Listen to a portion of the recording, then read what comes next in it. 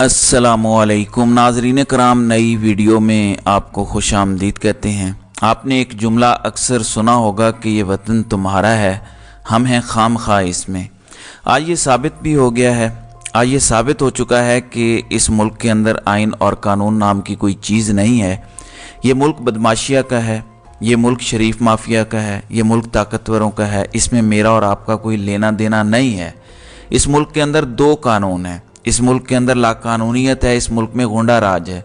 और ऐसी रियासतें जहाँ पर जंगल का कानून हो, जहाँ पर ताकतवरों के लिए अलग कानून हो, जहाँ पर मुहिब वतन लोगों का ठिकाना जेल हो, वहाँ पर फिर ना तो अल्लाह ताला की रहमत नाजिल होती है और ना ही ऐसे लोगों की कोई तरक्की का रास्ता होता है, ना कोई चांस होता है। यही वजह है कि ऐसे मुल्कों से लोग फ़ौरन बाहर निकलने की कोशिश करते हैं, जैसा कि हमारे वतन में इस वक्त ये सब कुछ हो रहा है और लोग इस मुल्क से निकल जाना ही सबसे बड़ी नेमत तस्वुर कर रहे हैं। नाज़रीन इकराम, आज जो कुछ हुआ, आज जिस तरह से एक नाजायज़ नाअहल और गैर आइनी हुकूमत ने नाअहल टोले को सहूलत फराहम करने का काम किया, उसकी मिसाल नहीं मिलती। इससे पहले भी हमने देखा कि अदालतें चल के एयरपोर्ट चली गईं, नादरा चल के एयरपोर्ट चला गया, एक मफरूर इश्तिहारी सज़ा याफ्ता को वेलकम किया गया। इससे पहले एक सज़ा याफ्ता मफरूर भगोड़े को लाकर वज़ीर ख़जाना बनाया गया और उसने मुल्क का जो बेड़ा गर्क किया, डॉलर का जो बेड़ा गर्क किया, गरीब को रोटी के लिए तरसाया। ये सारे तमाशे इस कौम ने बर्दाश्त किए हैं।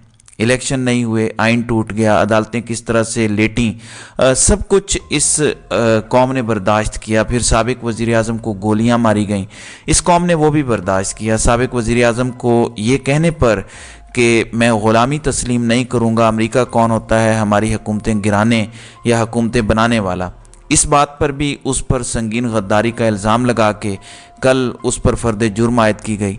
अब जो रही सही कसर थी नवाज़ शरीफ की, आज सज़ा माफ़ करके नाजायज़ निगरान हुकूमत ने वो भी सारी कसर पूरी कर दी है। हुआ क्या है, निगरान हुकूमत जिसके पास इख्तियार ही नहीं है, जो कि इलेक्टेड ही नहीं है, और अगर थोड़े बहुत इख्तियार हैं भी तो वो भी आइन के दायरे में रहते हुए हैं। पंजाब हुकूमत नवाज़ शरीफ को ज़मानत नहीं दे सकती। 2 दिसंबर 2020 के नवाज़ शरीफ को मफरूर इश्तिहारी करार देने के इस्लामाबाद हाई कोर्ट के हुक्म में वाज़े लिखा हुआ है कि पंजाब हुकूमत ने नवाज़ शरीफ की ज़मानत में तौसीक की दरख्वास्त मुस्तरद कर दी है। पंजाब हुकूमत के पास नज़र सानी का कोई इख्तियार नहीं है।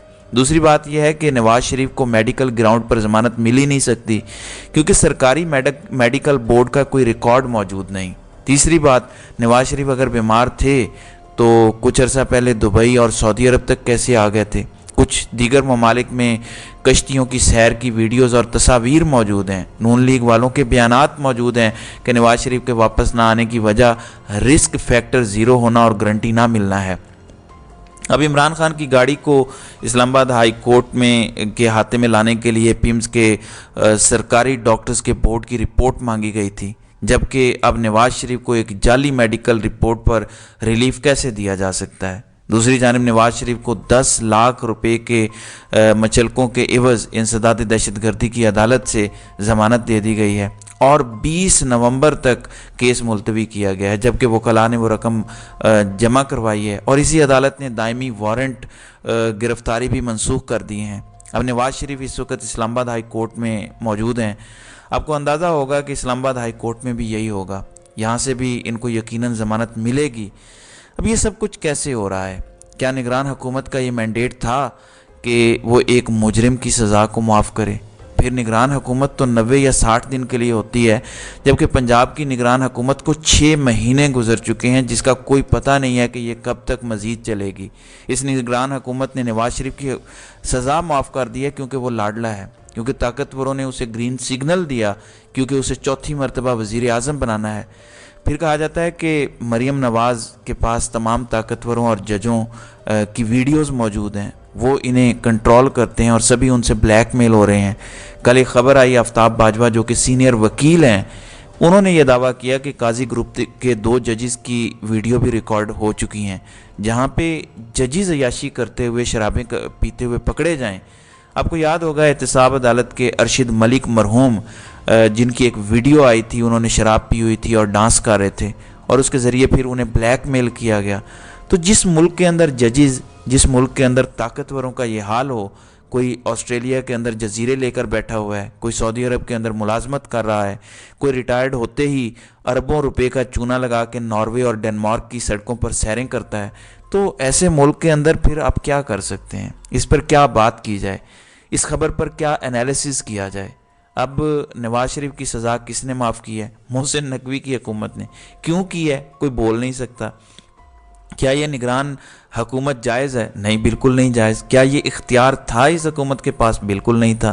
سپریم کورٹ، ملک کی سب سے بڑی عدالت نے سزا سنائی ہوئی ہے، اور اب چونکہ نگران حکومت نے سزا معاف کر دی ہے، عدالتوں کے اندر میاں صاحب پیش ہو رہے ہیں۔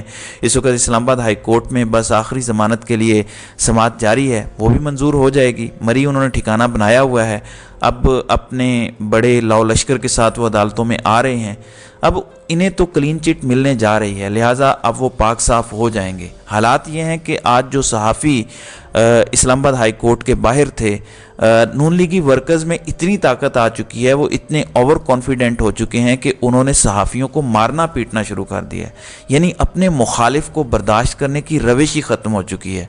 دوسری جانب پھر ایک اور خبر آئی، صنم جاوید جن کو چوتھی مرتبہ گرفتار کیا گیا، پی ٹی آئی کی وہ کارکن تھیں، ان کے چھوٹے چھوٹے بچے ہیں، ان کے وکیل یہ دعویٰ کرتے ہیں کہ ہم تک پیغام پہنچایا گیا ہے کہ دیکھو نواز شریف آ چکے ہیں، نواز شریف سے گڑ گڑا کر ان کے پاؤں کو چھو کر معافی مانگو، اور پھر ان سے درخواست کرو اور کہو کہ غلطی ہو گئی ہے، بچی ہے، ہمیں معاف کر دیں، تو نواز شریف معاف کر دے گا۔ تو اس طرح صنم جاوید جیل سے باہر آ جائیں گی۔ یعنی ایک شخص جو خود مفرور ہے، خود اشتہاری ہے، ایک سسیلین مافیا، ایک گاڈ فادر سزا یافتہ ہے، اس سے سفارش کرواؤ اپنے لوگوں کی جن پر سنگین غداری کے الزامات ہیں، جن کا ملٹری کورٹس میں تم نے ٹرائل کرنا تھا، ان کی سزائیں معاف ہو جائیں گی۔ تو یہ اس ملک کے اندر ہو رہا ہے۔ پیمرا ایک نوٹیفیکیشن جاری کرتا ہے کہ فلاں بندے کو ٹی وی پر نہیں دکھایا جا سکتا، پھر اس بندے کی پاکستان کے تمام ٹی وی چینلز پر پریس کانفرنسز چل جاتی ہیں، اور وہ دودھ کا دھلا ہو جاتا ہے، نہ اسے پولیس گرفتار کر سکتی ہے، نہ کوئی کچھ کہہ سکتا ہے۔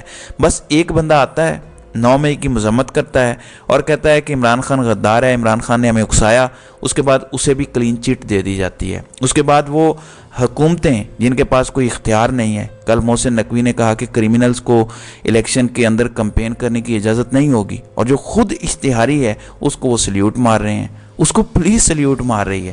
تو پھر ایسی چیزوں پر کوئی تبصرہ نہیں کیا جا سکتا۔ ایسی اسٹیبلشمنٹ، ایسے جج، ایسی قوم کے بارے میں جتنی بات کی جائے اپنے آپ کو تکلیف دینے والی بات ہے۔